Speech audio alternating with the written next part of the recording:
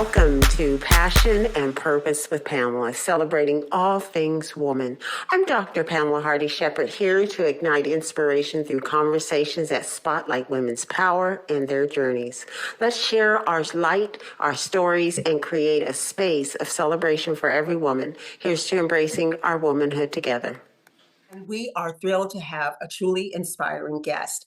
Her name is Sandra M. Rebeor, a health and wellness expert with a remarkable journey over 2 decades. Sandra's passion for health and wellness was kindled during her time in the U.S. Army, where she was trained in preventive medicine and public health. This experience set the stage for a long life dedication to disease prevention and promoting healthy lifestyles. Not only is Sandra a dedicated mother to Jackie and Luke, but she's also a group fitness instructor and a seasoned educator teaching various wellness courses at the University of Arizona Global Campus and as an adjunct professor at the University of Maryland Global Campus. Her expertise includes stress management, health and wellness, psychology, public health, and applied behavioral sciences. Sandra holds a PsyD in health and wellness psychology. She boasts of diverse certifications, including being a certified life coach, a resilience and thriving facilitator, a work site wellness program manager. Her commitment to learning and teaching is evident in her extensive experience across sectors, including the military, private fitness, healthcare, and higher education.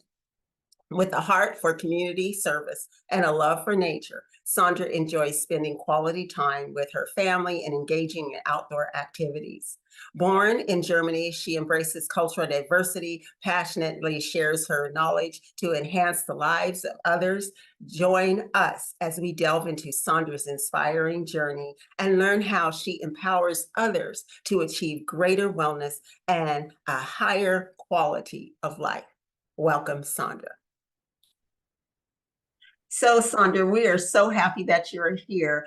I know I read your intro, and I'm just asking you if you could just expound a little more on what I read. And if you wouldn't mind starting with the U.S. Army or even where you grew up, because I think we need to take a step back. You said you grew up in Germany, so tell us a little bit about that.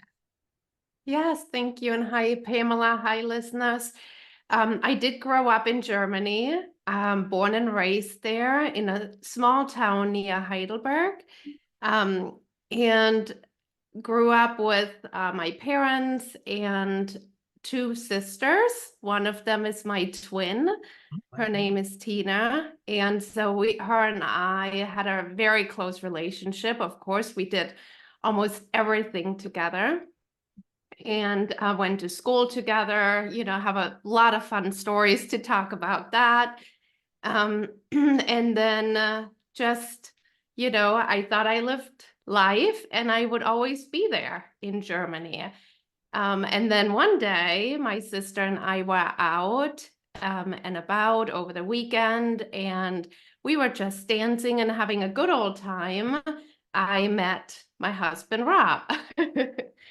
And that's a funny story in itself, because at first I thought, when I heard him speak English, he was stationed there in the U.S. Army, and I didn't quite know if I wanted a relationship, because maybe in the back of my mind, I thought it might take me away from my home country and my family. And then there was something else. There was another feeling there. Long story short, we dated for a few years. He got orders back to the US. And so I had to make a decision. Do I stay or do I give it a chance? And I ended up doing the latter. And it was a bit of a journey and a switch, and definitely a push way out of my comfort zone, living in a country where I had basic school English, the high school English that I had for a few years, definitely not very proficient.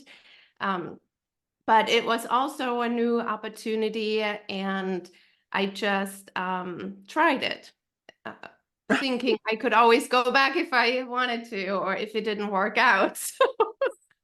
A bit crazy, but it worked out, and that's how I ended up in the US. And I was exposed being a spouse at first, a military spouse.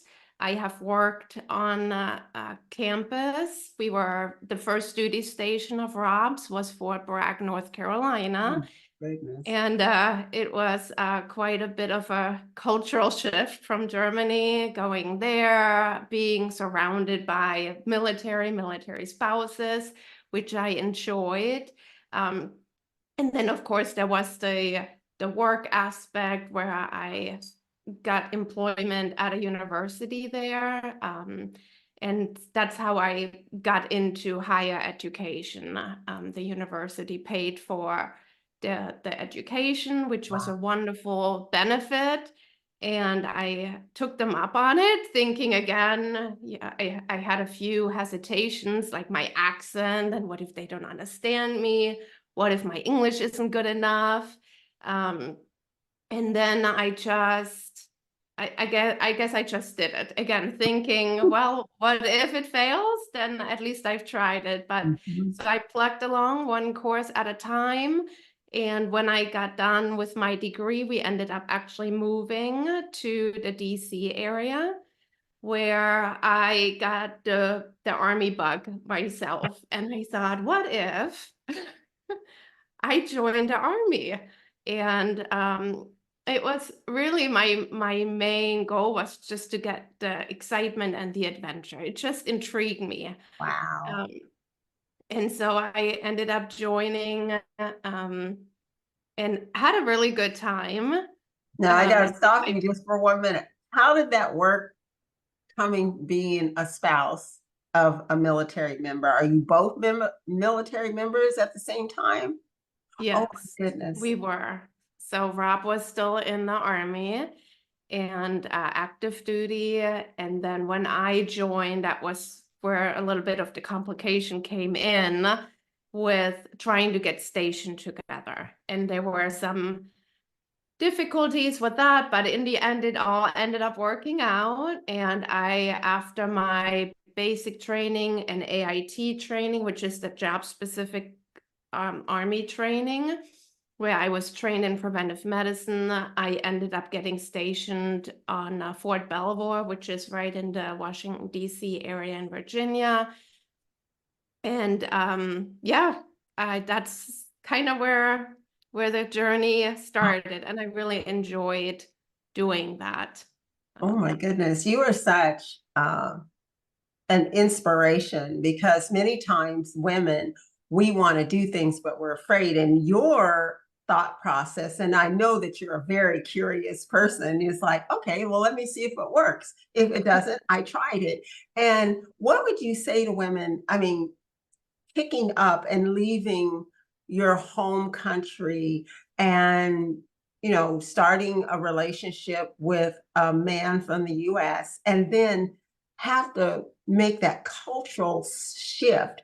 And how can you liken that to just everyday things that women are afraid to do, or might do, or now I'm never going to say should, but could do? How Tell us a little bit how you can make that correlation together, if you would. I believe deep down, I believe in not living with regret, because I feel that regret weighs so much heavier on us than trying and failing would. Because through the process of trying something new, I believe we always learn something, what works, what doesn't work. We might make new relationships. We learn more about ourselves. And when we don't try, then we often think about what could have happened if I only would have tried, if I, would have given it a shot. And even back then, when I thought about, should I move to the US with him or not? Is this relationship even working out? Because we never lived together. Would I even like it in the US? And of course, there's a lot of factors that came into play. Again, I thought of the two scenarios. Well, if I stay, then I would never experience that. And I didn't think the relationship would last long distance. And then for how long? Because that was what he had signed up for. So he did get orders back. And so that was one path. And not trying, I might have, and I think I would have looked back and would have had regrets of not even giving it a shot. And I thought, okay, so what if I give it a try? If it doesn't work out, it's just a plane right away. And see, I love And that. I love my that. family doesn't go anywhere. I can get another job, and it's just, again, I would encourage anybody, of course, if it's not harmful to you, if it's not Mhm. harmful to the person, to really consider both options, and then to really pursue what you long to pursue. Just, I feel that fire inside of you wouldn't probably go out. We might smother it for a little bit, we might satisfy it for a little bit, but I believe it always reignites until we satisfy that desire to do that thing that we really want to do. I love And that. I I love that. believe it can be applied in all of our aspects of life, whether it's professional to pursue something, in the higher education realm, maybe even in our relationships. It applies to our daily life to try certain things. And again, what if it fails? What's the worst case scenario? It is so true. And many times we just, oh, I'm afraid. And it's our fear that keeps us from, it's like you fail forward. You fall down. And my thing is, okay, they told me no, get up. I'll roll around. I'll fall down. I'll get up and roll around, get up. As long as you get back up and go for what you believe in your heart. And it doesn't matter if other people don't believe in it. You have to believe in it. Excuse me. Wow. I mean, I love that. And Yes. one of the things that I look and think about you and who you are as an individual. So I do know Sandra. It isn't like she just came out of the woodwork somewhere. No, I know her, and just her way of being is just so incredible, and the way she takes time with people. And I know that she has this thought process that she thinks everything through, and like she was giving you the options. And that's how I've always seen you. I mean, I have, because you'll say, well, let me think about that for a moment. And then you'll think about it and then you'll weigh it. And that's really what we should do. And I want to add, if there's people in your circle that will tell you the truth, that will be supportive, it's even more helpful. Make sure that who's in your circle is going to tell you the truth, but in a way that you can receive it.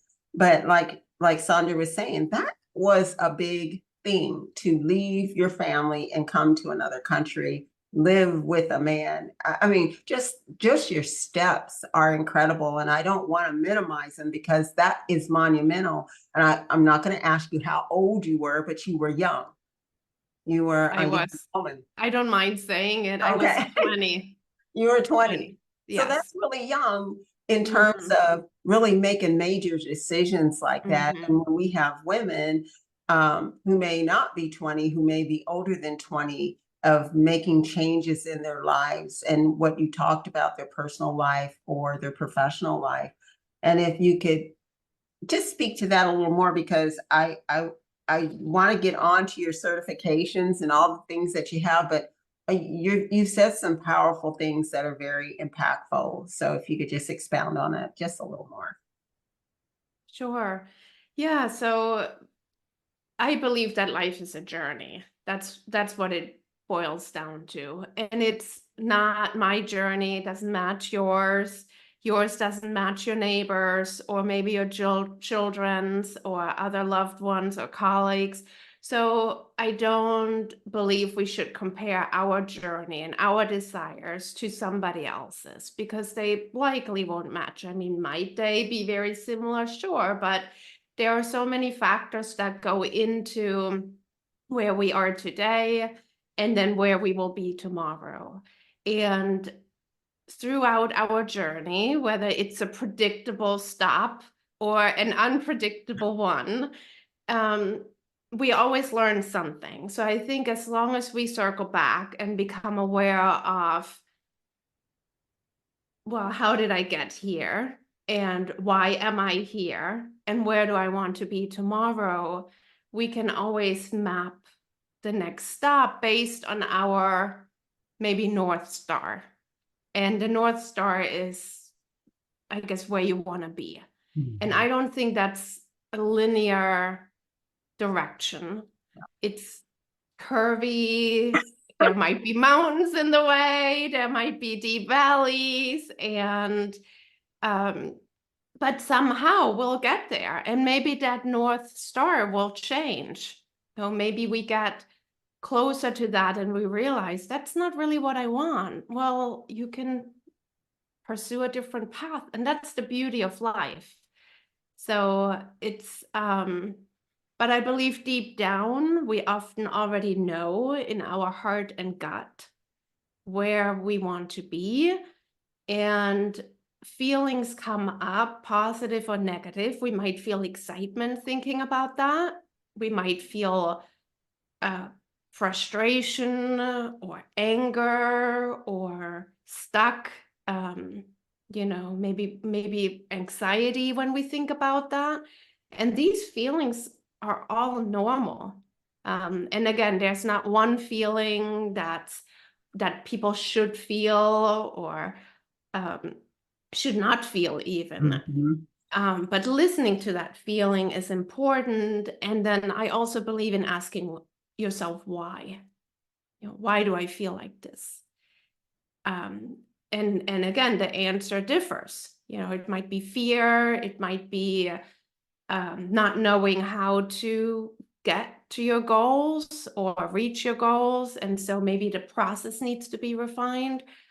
But just listening to that and exploring that on a deeper level, I think is important, rather than avoiding it and choosing maybe an easier option that we're already familiar with. And I'm not saying familiarity with yourself or with other relationships or other goals is bad. We all are creatures of habit and comfort. And I do like that too. And it provides a certain sense of safety. But if you really long for something, then it's important to explore why you want that, why it's important to you, and then map out a way how to get there. Some individuals like a little higher risk and a little more excitement around something, and others want to take the subtle road. And that's okay.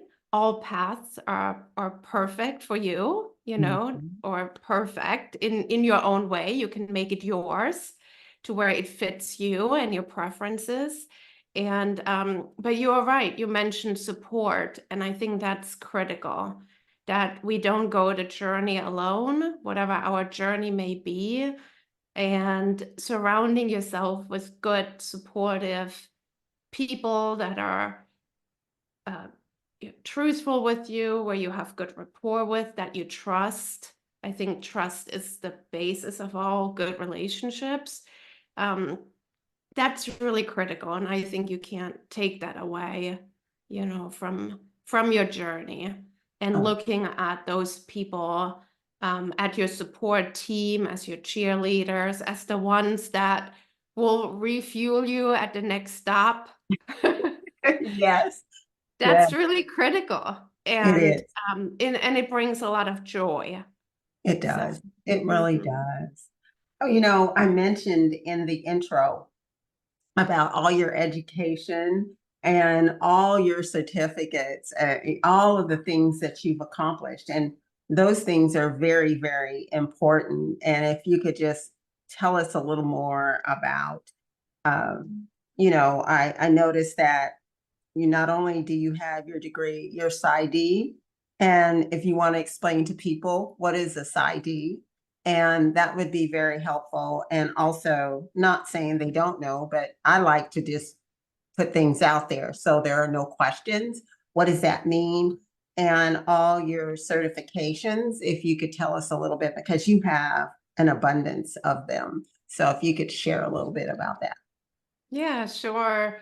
Um, so a few certifications I got when so after the military, I got pregnant with my daughter, Jackie, who is now already 18, Oh my believe goodness. it or not.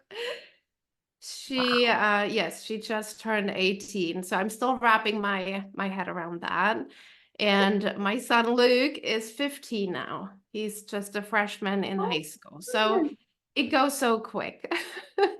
But that's when I started to really become interested in health and wellness and prevention.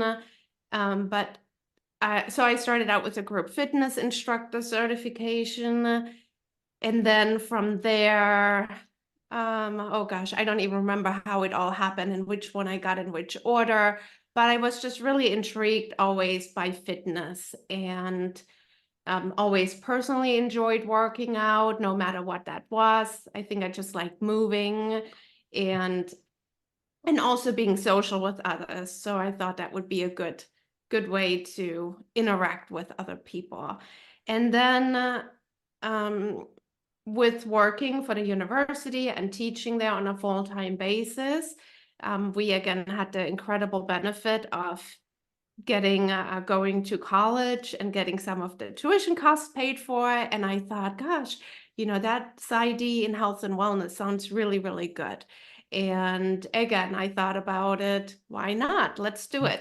And the again, health and wellness, just because I have a passion for that.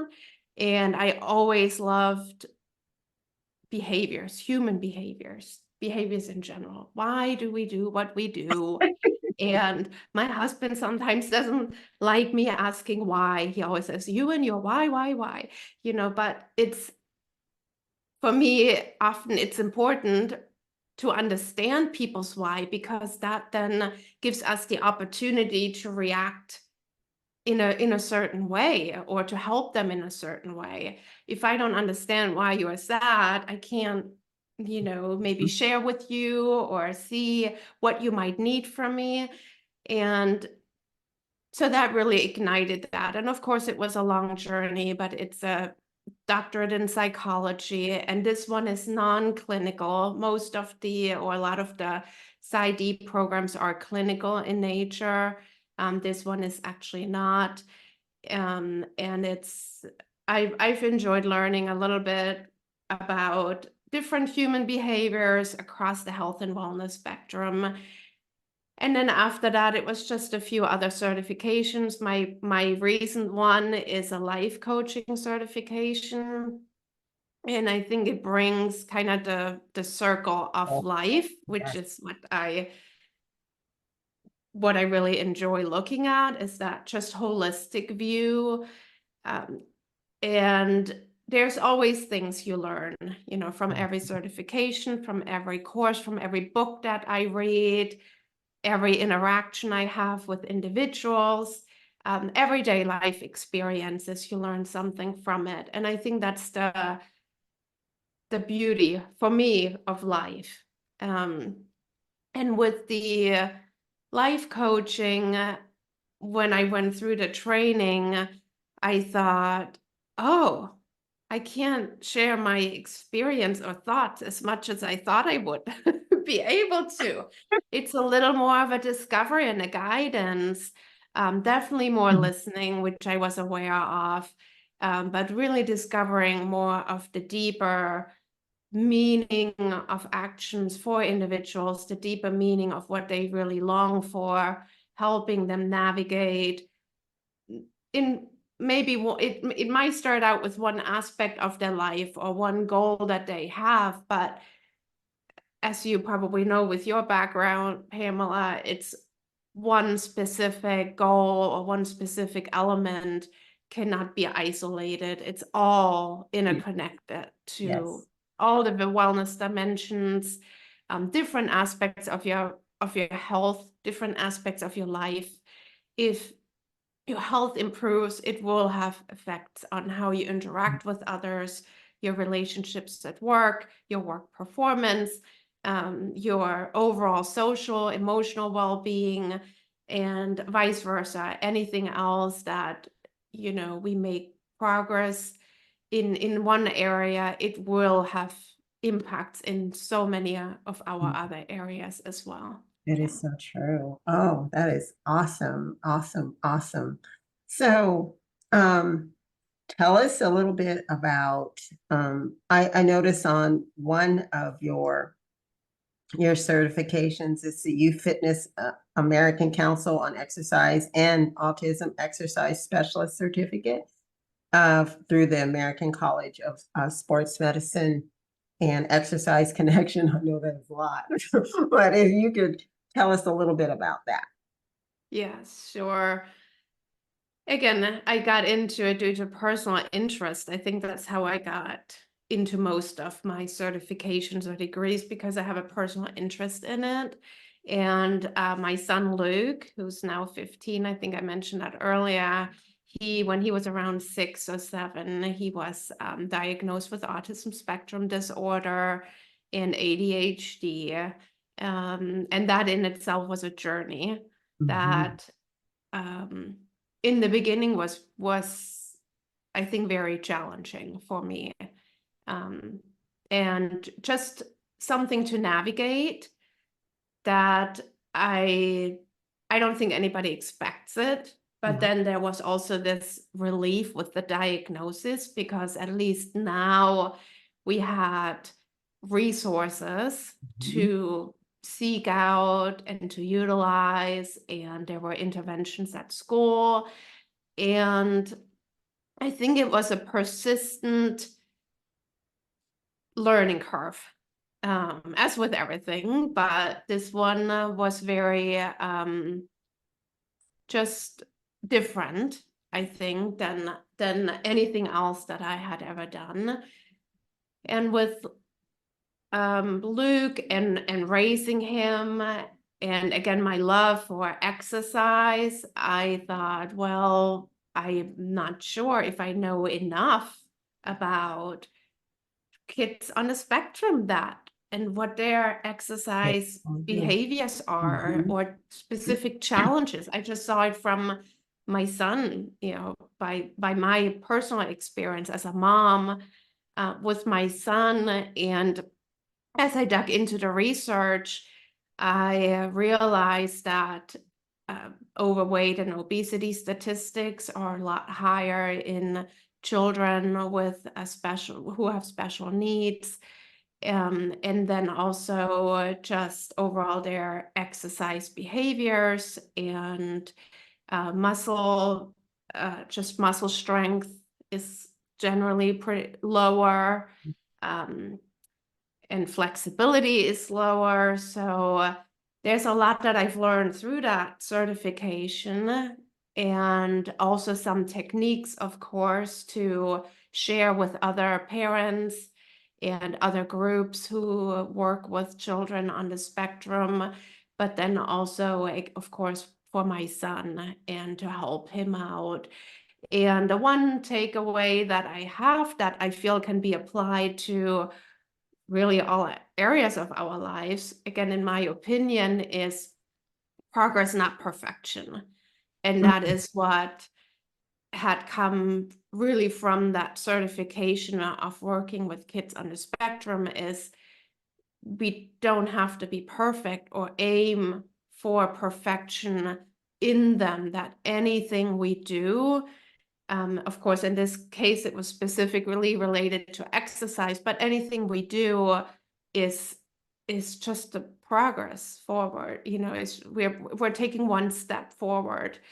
And sometimes I make the mistake and compare, or in my mind, I get to well, I think you can do better. Come on, let's try a little harder at this. And it's not, then I have to reel myself back in once I have a thought, or maybe once I say something like that. And I will give Luke choices. what do you want to do? If he says nothing, which now, of course, the teenagers and the hormones and that Yes. all comes into it, and I often get nothing. I don't want to do anything. Like, well, if you could choose one thing, what would you do? And then if I still don't get an answer, I'll say, all right, well, do you want to do X with me or Y or Z?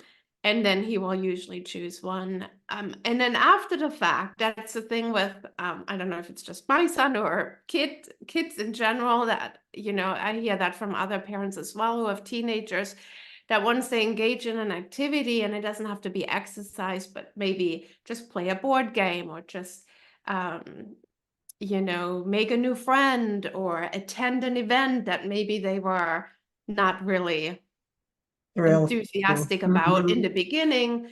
After the fact, they have a really good experience and they say, oh, this was fun. And so I hear that a lot from Luke, where he'll say, this was fun, Mom. I actually really enjoyed it. And Oh, wow. I try to hold myself back and say, see, I Yeah, told you so. yeah.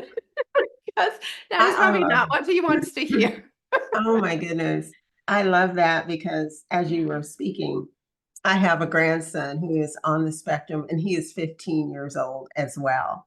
And so for me, it was really important for you to discuss it because many times parents we're in the learning process and we don't know. And I love the fact that you said I give him choices. And the statistics in terms of the obesity and all of those type of things. And then I think diet plays a big role as well. Um, Trying to get them to eat healthier isn't always the easiest. I've read a lot of things on autism, like for instance, going in the infrared sauna and just so many different things trying to come up with different things that are going to be able to help him. So I really appreciate your transparency and just talking about it because sometimes people don't want to talk about it. Mhm. And I think talking about it helps a great deal. These are no children Absolutely. that we're going to hide anywhere. They have lives, and we have to help them navigate life because our society doesn't have all of the things in place, but they have more today than they did before. Mhm. So I really appreciate that. I really do. And I appreciate you sharing too. Oh, Yeah. thank you. It means a great deal because you just never know. I mean, I have a daughter who was born with arthrogryposis, and it's the tendons, the muscle and the tendons. So I never imagined that, and navigating that. There was nothing back then. She will be 50 years old in June, and there wasn't anything. Excuse me. There wasn't even the internet to ask about who do I ask about this? What do I do for my child? I just had to figure it out. And there wasn't a book. There wasn't anybody speaking to me. I mean, I had her at a naval hospital, and I remember I tried to get off the table, and I kept looking like, what is wrong? What is wrong? They said, lay down, lay down. I was trying to get up. What's wrong with my daughter's hand? So um, the thing about it is that having a baby seems so natural when it really isn't. There's a lot of things that can transpire in utero, and when you have your child and they have, a lot of times we can take things for granted. um, Mhm. and I say don't take anything for granted. And I didn't want my daughter to be a wallflower because she couldn't do the things other children could do. And she is a teacher, and she shows her disability to her students, and they ask, why do you do like that? And she just tells them. And I'm so grateful that she has that ability to do that. Had I felt sorry for her or felt sorry for myself, that wasn't going to happen. And I Mhm. know that there was things that I forced her to do. And she said, I used to be so mad at you, but I'm so glad that I pushed her out, that I wanted her to learn how to play piano. Well, she didn't have the webbing, but I said, all we can do is try. And different things that she could do, whether it was Highland dancing, ballet, tap, jazz, whatever. I was trying to get her to move and to do those things. So when you speak about Luke, I hear the passion and I hear the love in your heart as a parent, and also a researcher, but also just as a parent, how can I give my child the best life? So just thank you so much for that.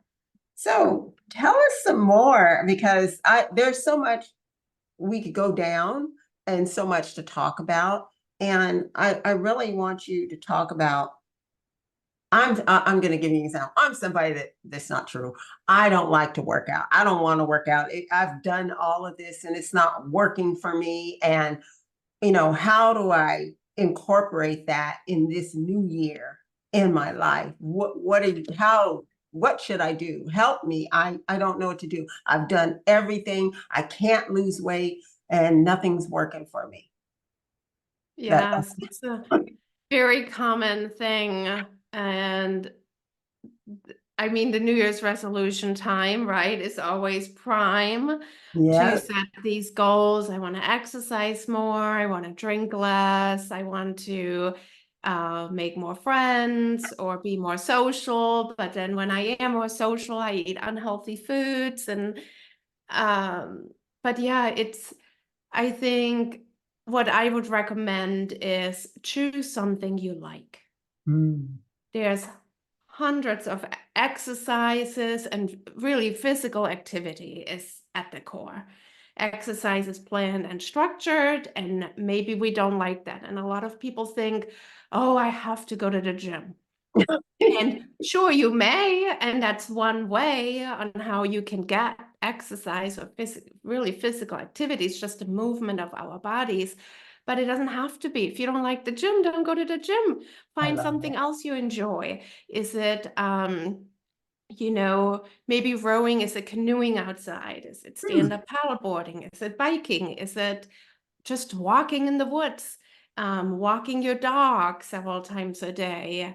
Is it playing tennis? It doesn't have to be, on a professional team or on a league or anything like that. It could just be, I just like playing tennis, or I want to play. I've always wanted to play or wanted to play tennis or learn how to play it. And so do it. It doesn't matter what level you are at.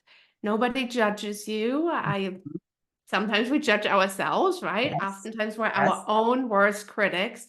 And again, that comparing comes in. Well, my neighbor does this and she's lost this much weight. Well, maybe that worked for her and that's great, but it might not work for you. Thank you. And so I always start with, what do you want and what works for you? And it's, again, physical activity. It can be applied the same to your diet. And we often hear, and that's a great misconception, right? I'm on a diet. I'm on this diet. I'm on that diet. And a diet is really just your way of eating. Just what do you eat? When do you eat? How much do you eat? What types of food you eat? And surely there's better ways to eat, and then there's other ways that are not as healthy. And I'm sure most of us know that, the highly processed foods are surely every once in a while we might consume them, but they shouldn't be part of our regular way of eating. And so that's important to watch. And rather than always taking things out, or cutting them, I try to also focus on what can you add. Because now when we start adding something healthy, there might be a natural elimination process, right? Well, now I'm not as hungry, so at night I will not snack on maybe a whole bag of, munchies or something. That's true. Because I'm already full. And it's also a little less intimidating. And again, the psychology comes in of well, wow, I can actually add something rather than always looking at what can I throw Right. out or how little can I eat, and survive off of maybe sometimes for days nothing.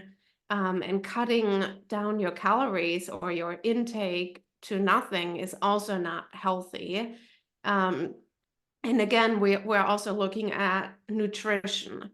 And once we understand that, what certain foods do for us and the benefits of eating healthy, not just to lose weight, it goes beyond that. It goes fueling your body, of putting the good fuel into your body, because that is the body that you wake up with in the morning, that keeps you healthy, that keeps your mind healthier, that allows you to do what you need to do on a daily basis, whether that's just your own health, if you look at that, from your own individual standpoint, but then also to give as a mom, as a spouse, as a maybe a caretaker, um, in a workplace, if we're employed, that allows us that fuel that we now have in our body, that energy that we have, now allows us to give and to feel good within ourselves. And then once we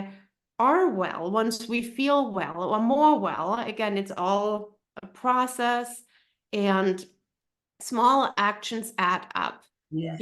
There's a lot of the misconception, you do it all or you do nothing. And there's a huge spectrum, right, of all or nothing. And it's not a failure when maybe one day we have a little off day, or we travel, or it's our birthday and now we have 2 pieces of birthday cake. Yeah. You don't go back to zero. You don't. You just, maybe a small step, take a small step, not back, but we also should enjoy a few things that we know are not maybe the healthiest, but they are part of life too. It should just be mindful, making mindful choices of generally saying, let me choose the healthy food because I know that will fuel my body. And let me try to, as much as I can, minimize the foods that are not good for me. But again, as I said earlier, often it's a natural process of, once you add the fruits, the vegetables, the good fats, maybe the fish or other foods that are high in omega-3s, the nuts, the seeds, we naturally don't crave Yes. generally the unhealthy. I was like, So yes, because we're satisfied. And I think the same goes too with exercise. Of course, the physical activity is important.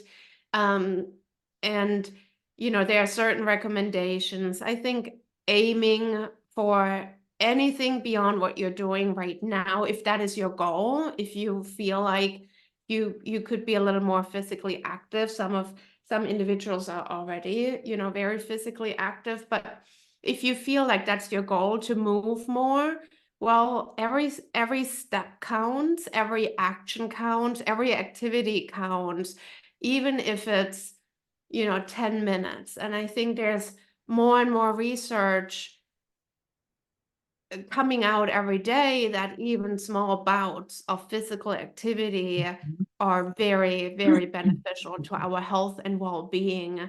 And there's even 5 minutes of being outside and getting the vitamin D through the sunshine, maybe just walking around the block once in between meetings, or standing out on the porch and maybe doing a few minutes of just mindful meditation is so beneficial for us that, again, we can't say, well, just because I didn't do 20 minutes, I might as well not do it at all. I think that's just a wrong approach. And I guess it's that going back, that's why I said earlier, that progress versus perfection. And we oftentimes, I think, set the bar so high for ourselves that it can't reasonably fit into our busy lives. exactly. Exactly. And again, anything that we can do, anything you can add in that perspective is gonna benefit you. You It is. I have to know. tell the story, and then I have another question, of course. But um, we had invited all of our kids and grandkids here. We moved from California, as most of the listeners know, moved from California after 46 years to Texas. But my daughter, I was telling her, I'm a little stiff because I used to do belly dancing, and I haven't found a belly dancing place here yet. So she goes, well, what about this thing you put around your waist? And she showed it to me. You put it around your waist and it has a weight on it. It's like a hula hoop. And at first, all the grandkids could do it. And I was like, I am not doing this. I'm like, I couldn't do it. So I kept working with it and working with it. And finally, I was like, oh, I can do it. I can do it. And I set my timer for 2 minutes at first, just do it for 2 minutes. And I moved it to 5. Now I'm still on 5, but going the opposite direction is a little harder for me. But going the around in the clockwise or counterclockwise, whatever direction, I am actually doing it. So it's just a little bit of something.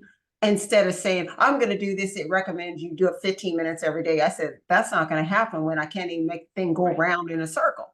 So, something that you like. I used to love to hula hoop as a kid, but I couldn't do it at this point. I tried it years ago. It didn't work. So I'm just I practicing. love that example. I can see you dance around the kitchen. I just get that thing, and my husband's like, be careful so that weight doesn't fly off and crash into something. So it's a weight around it, and it goes around the hula hoop, and it is so cool. But what I wanted to say, because a lot of the listeners are maybe 50, 49, 50 and above, the one thing for women, it is what I used to do doesn't work for me anymore. I'm premenopausal or I'm menopausal. And I had to learn that myself. What I could eat before, I couldn't. I had to decrease my caloric intake because I looked at a picture and I was like, oh, Lord, when we went to Egypt, me trying to climb the pyramid, it was like tough. Now, if I was to go today, I was like, oh, I could climb all the way to the top. But it was things like that, travel, because all my life I wanted to get go to see the pyramids. And then I was actually there and I can only climb so far. So your health is so important, and whether you can do things. And I just say, what will you say to women as their hormonal balance change, different things in their life change, they're working in the office and they're premenopausal or menopausal and they don't get up much. I mean, what do you tell us? I mean, I know I had my own journey, but tell us what you think we could do, some of the possibilities, how we could change our life. Sure. And again, it's not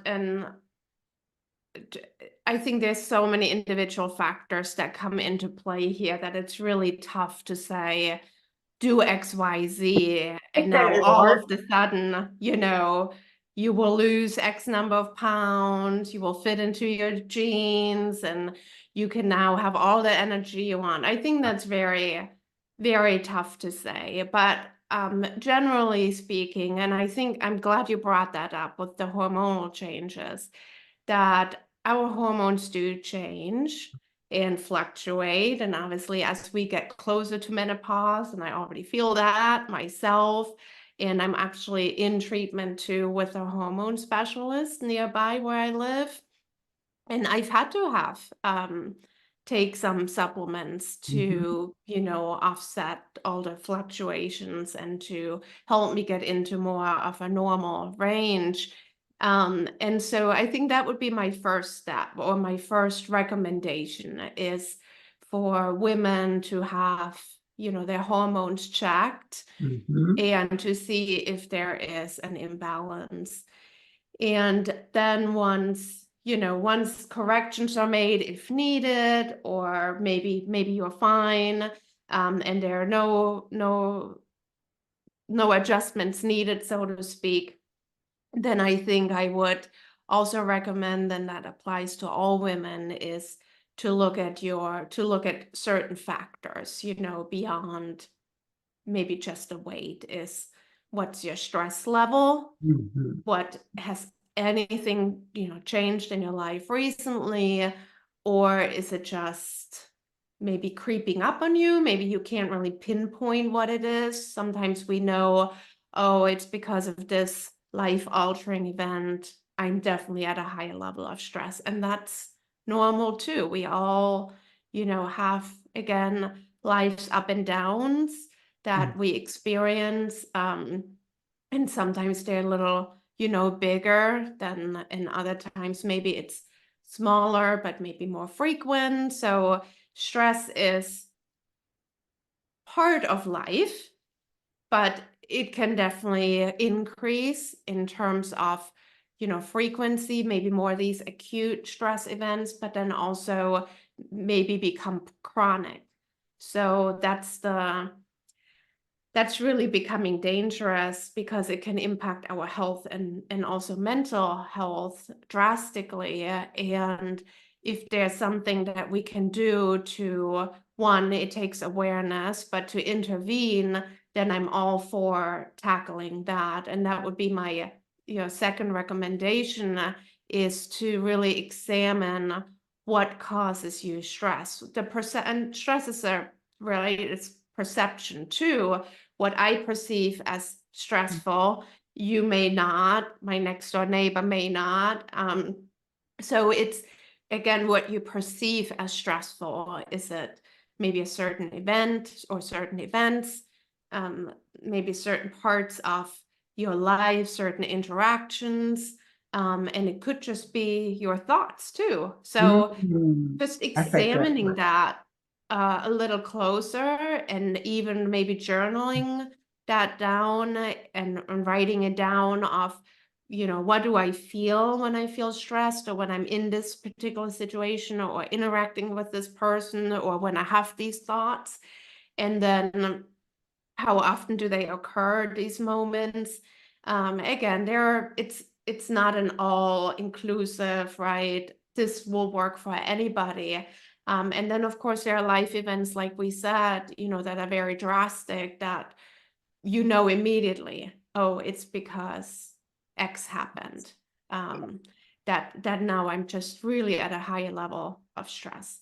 And then so stress is a big one to examine. And then another one I would say is sleep. Again, both of these stress can increase our risk for many chronic diseases, but also raise our level of anxiety, potentially, depression. And so that definitely should not be dismissed.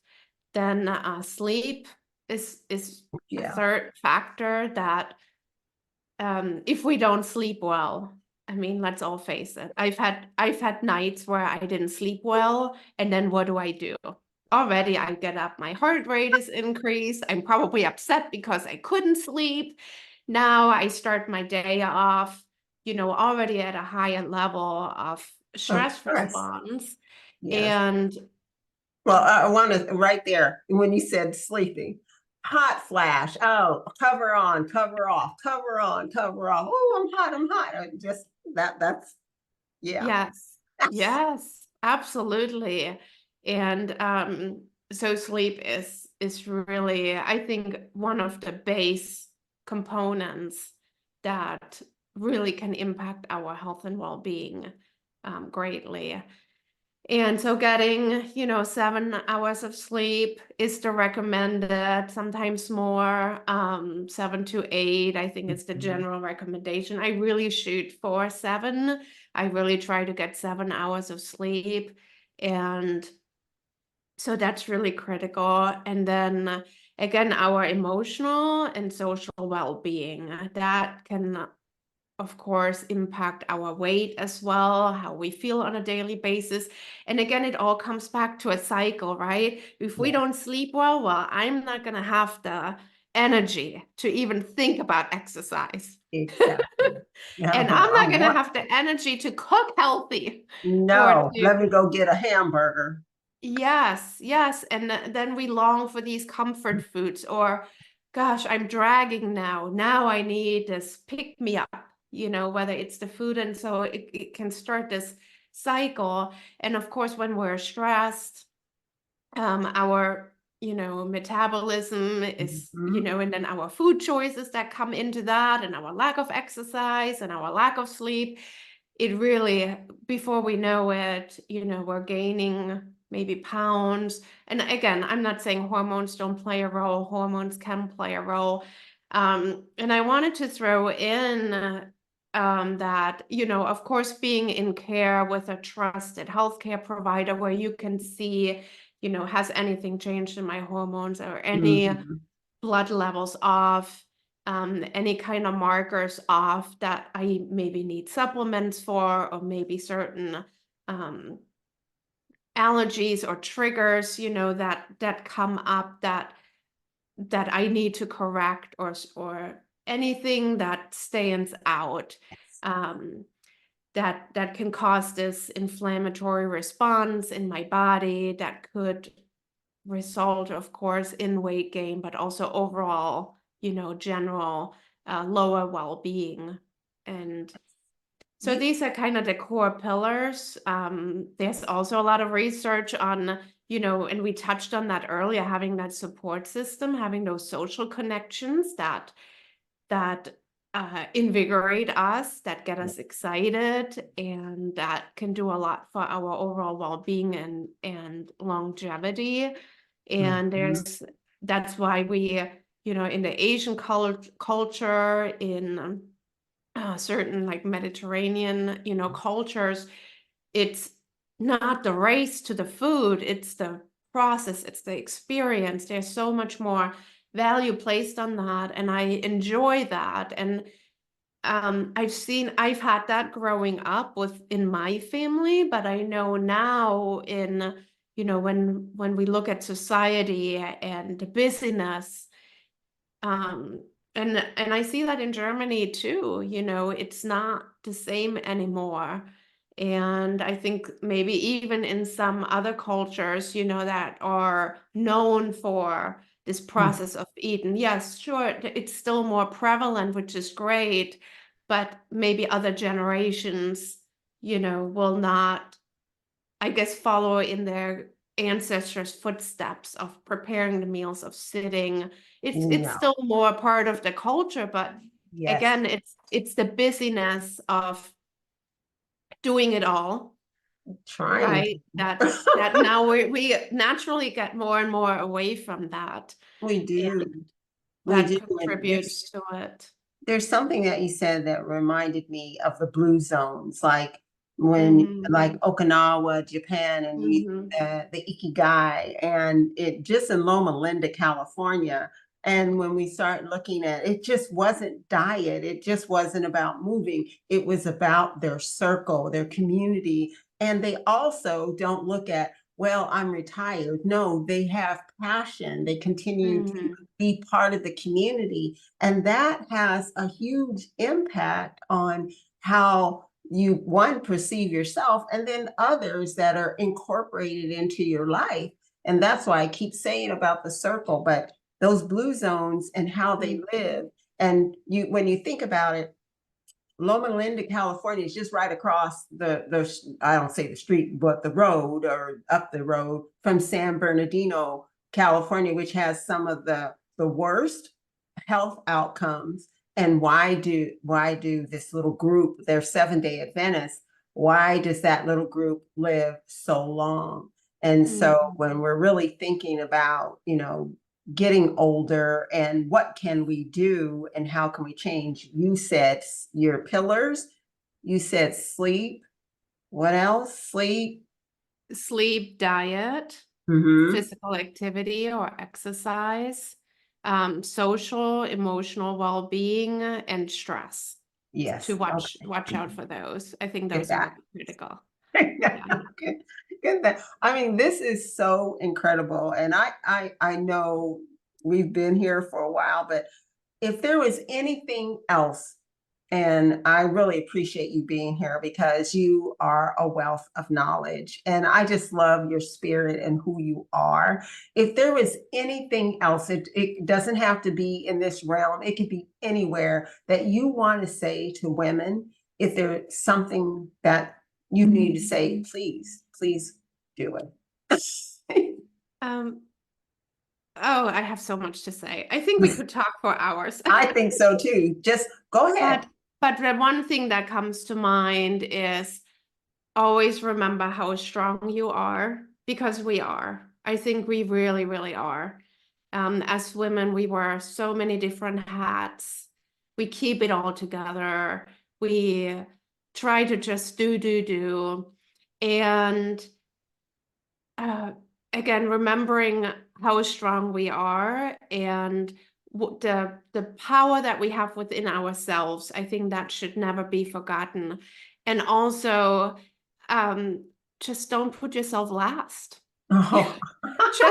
just prioritize yourself a little bit too. And I think that's sometimes easier said than done, right? But gosh, even 5 minutes can go a long way.